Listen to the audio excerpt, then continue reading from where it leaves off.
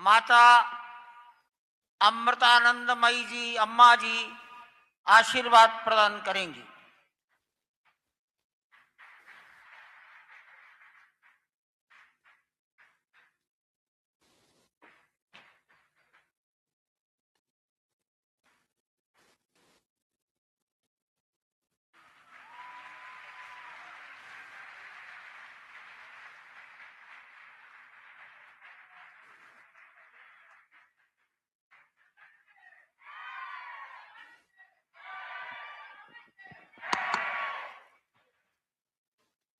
जय श्री राम.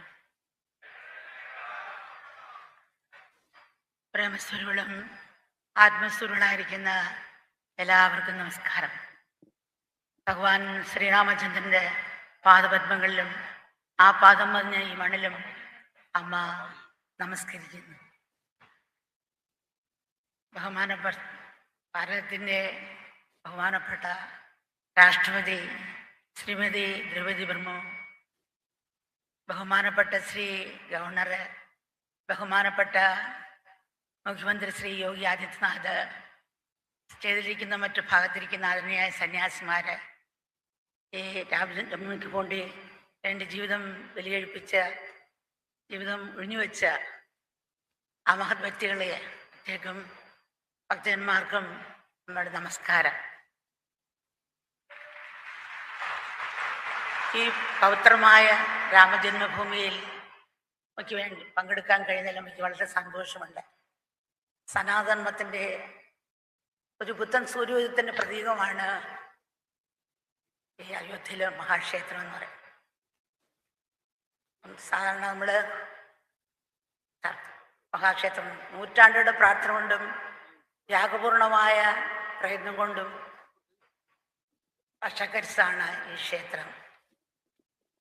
അപ്പം ഈ മഹായജ്ഞത്തിൽ പങ്കെടുത്ത നിസ്വാർത്ഥമായി സേവിച്ചവരെയും ജീവിതം ജീവിതം സമർപ്പിച്ച് ബലിയർപ്പിച്ചവരെയും ത്യാഗപൂർവ്വം സേവനം അനുഷ്ഠിച്ചവരെയും ആദരപൂർവ്വം സ്മരിക്കാനുള്ള അവസരം കൂടിയാണ് ഇത്. മഹത്തായ ഭാരത സംസ്കാരത്തിൻ്റെ ഒളിമങ്ങാത്ത ഋഷീശ്വരന്മാരുടെയും പൂർണ്ണതയാണ് ഭഗവാൻ ശ്രീരാമചന്ദ്രൻ.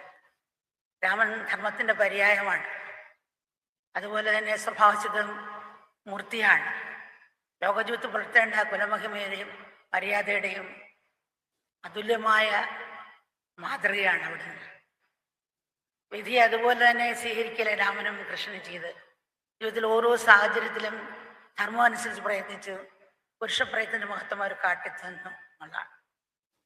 എല്ലാത്തിനും ഉൾക്കൊള്ളുന്ന ഏകതയുടെ സന്ദേശം ലോകത്തിന് കാഴ്ചവെച്ച നാടാണ് ഭാരതം. അതുല്യ സംസ്കാരത്തിൻ്റെ ഒരിക്കലും ഒളിമങ്ങാത്ത പ്രതീകമാണ് രാമൻ. അപ്പം രാമന്റെ ജീവിതവും സ്മരണയും ജനഗ്രഹങ്ങളെ പൂർത്തീകരിക്കട്ടെ. മൂല്യങ്ങളെന്ന് പറഞ്ഞുകൊണ്ടിരിക്കുന്ന ലോകത്തിൽ രാമായണവും രാമന്റെ ജീവിതവും ജനഗ്രഹങ്ങളെ പൗത്രീകരിക്കട്ടെ. അപ്പം രാമന്റെ ജീവിതം നമ്മളിൽ ധർമ്മബോധവും ആത്മശക്തിയും കർമ്മത്തിൽ നിസ്വാർത്ഥം നിർത്താൻ സഹായിക്കട്ടെ എന്ന് നമ്മൾ പ്രാർത്ഥിക്കുകയാണ്. അപ്പം ഇത് പറയുമ്പം നമ്മുടെ ആശ്രമത്തിൽ സംസ്കാരം എന്ന വാക്കിന് കൾച്ചർ എന്ന് പറയും. നമ്മൾ രക്തം കഫം മുതലായ എടുത്തൊരു ബാറ്ററിയിൽ ലാബിൽ കൊടുക്കാറുണ്ട്.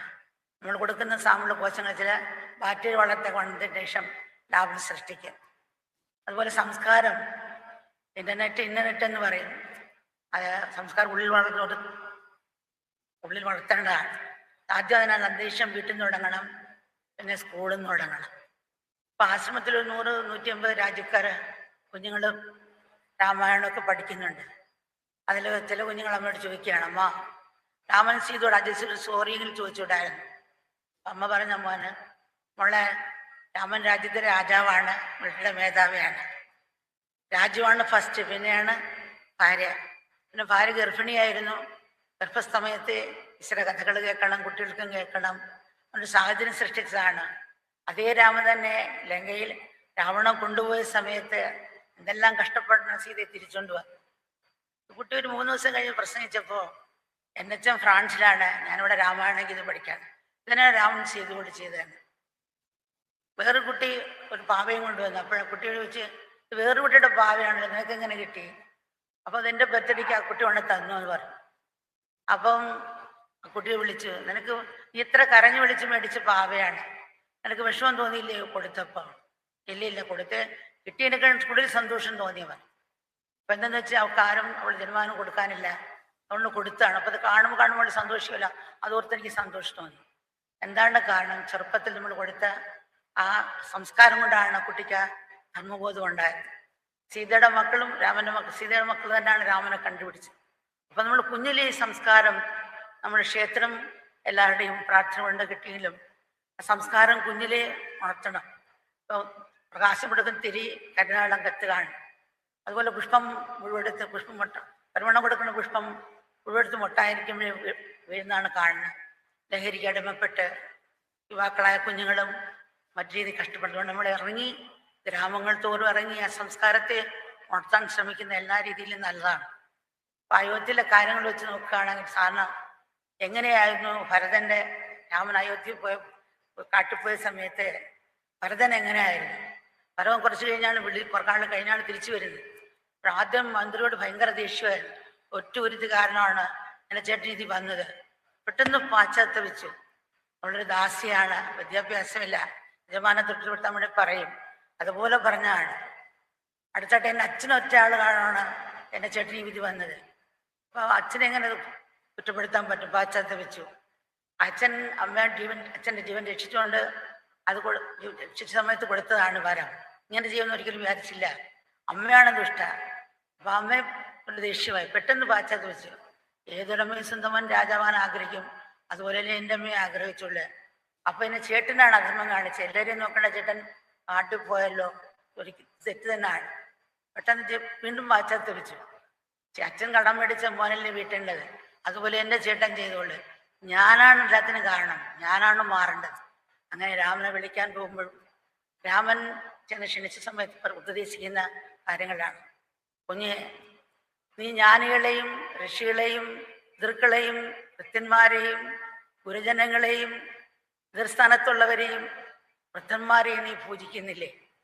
നീ ധൈര്യശാലികളെയും അതുപോലെ തന്നെ അറിവുള്ളവരെയും ഇന്ദ്രിയ സമ്പന്നം നേടിയവരല്ലേ മന്ത്രിപത്ത് വെച്ചിരിക്കുന്നത്. കുഞ്ഞെ, നീ ഉറക്കത്തിന് അടിമയാകുന്നില്ലല്ലോ, ഉണർവോടും ജാഗ്രതയോടും പ്രവർത്തിക്കുന്നില്ലേ? രാത്രി അന്ത്യാമങ്ങളിൽ അന്നന്ന് നിർവഹിക്കേണ്ട കൃത്യങ്ങൾ നീ ജ്ഞാനാത്മക ചിന്തിക്കാറില്ലേ? ഭരണപരമായ കാര്യങ്ങൾ ഒറ്റയ്ക്കെടുക്കാറില്ലല്ലോ. എല്ലാവരും ഇവിടെ ചേർന്നെടുത്ത തീരുമാനങ്ങൾ നീ അങ്ങാടിപ്പാട്ടാക്കാറില്ലല്ലോ. ഏറ്റവും നേട്ടമുള്ള വലുതായിട്ടുള്ള ചെറിയ തുടക്കമായിട്ടുള്ള സംരംഭങ്ങൾ നീട്ടിവെക്കാതെ ഉടനെ ആരംഭിക്കുന്നില്ലേ? ചെയ്ത് കഴിഞ്ഞതിന് ശേഷമോ ചെയ്തുകൊണ്ടിരിക്കുന്ന ഇടയിലോ ഭഗവാൻ ചെയ്ത കാര്യങ്ങൾ മറ്റുള്ള രാജാക്കന്മാർ അറിയാറില്ലല്ലോ ചോദിക്കുകയാണ്. 1000 ബുദ്ധിശൂന്യന്മാരുണ്ടെങ്കിലും അറിവും ബുദ്ധിയും വിവേകമുള്ള ഒരാളെ വെക്കുക. വിവേകമില്ലാത്തവർ 10,000 കണക്കുണ്ടായാലും വേണ്ട സമയത്ത് ഉപകരിക്കില്ല. ബാലന്മാര്, വിചാരന്മാര്, അതുപോലെ തന്നെ യോഗ്യത തെളിയിച്ചവര്, അതുപോലെ തന്നെ വിക്രമശാലികൾ, ഇവരെയെല്ലാം നീ ആദരിക്കുന്നില്ലേ? അതുപോലെ സൈന്യത്തിന് ഭക്ഷണവും ശമ്പളവും യഥാസമയം കൊടുക്കുന്നില്ലേ? അത് വൈകുന്നില്ലല്ലോ. യഥാസമയം കൊടുത്തില്ലെങ്കിൽ അവർ ഭരിക്കുന്നവരോട് ഉപയോഗിക്കും, അനിഷ്ടങ്ങൾ ഉണ്ടാക്കും. അതുപോലെ പിന്നെ പറഞ്ഞ കൃഷിസ്ഥലങ്ങള്, ക്ഷേത്രങ്ങൾ, ആരാധനകളും നീ കാത്തു സൂക്ഷിക്കുന്നില്ലേ? പൂജകളും ഇപ്രകാരമുള്ള കർമ്മങ്ങളും ഉത്സവങ്ങളും മുടക്കുന്നില്ലല്ലോ. അതുപോലെ കൃഷിസ്ഥലങ്ങൾ യഥാസമയം ഉഴുതുമറിച്ച് കൃത്യസമയത്ത് കൃഷി നടുന്നില്ലേ? നീർത്തടങ്ങള്, പുഴകള്, വെള്ളച്ചാലുകള് എന്നിവയും പശുക്കളെയും നീ സംരക്ഷിക്കുന്നില്ലേ? പിന്നെ ചോദിക്കുന്നത് ചെറുകിട വ്യവസായക്കാരെയും കച്ചവടക്കാരെയും വ്യവസായക്കാരെയും നീ സംരക്ഷിക്കുന്നില്ലേ? പശുക്കളെ സംരക്ഷിക്കുന്നതാണ്. സ്ത്രീകൾക്കും കുട്ടികൾക്കും വേണ്ട സുരക്ഷയും സ്വാതന്ത്ര്യവും നൽകുന്നില്ലേ? കാടുകളും വൃക്ഷങ്ങളെ സംരക്ഷിക്കുന്നില്ലേ? ധനത്തിന്റെ വരവ് ധാരാളമായും ചിലവ് ചുരുക്കുന്നില്ലേ? ഭണ്ഡാരത്തിന് വേണം തെറ്റായ രീതി ചെലവാക്കുന്നില്ലല്ലോ. ജനങ്ങളുമായി സമ്പർക്കം പുലർത്തുകയും അവരുടെ പ്രശ്നങ്ങൾ നേരിട്ട് പരിഹരിക്കുകയും ചെയ്യുന്നില്ലേ?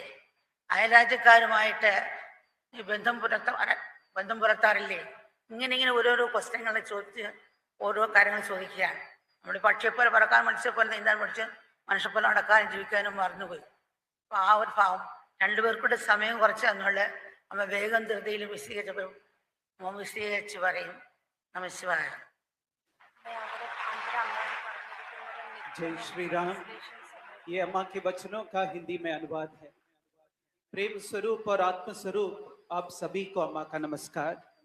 भगवान श्री रामचंद्र के चरणों में और इस धरा को जिस पर उनके पावन चरण कमल पड़े उसे अम्मा का प्रणाम।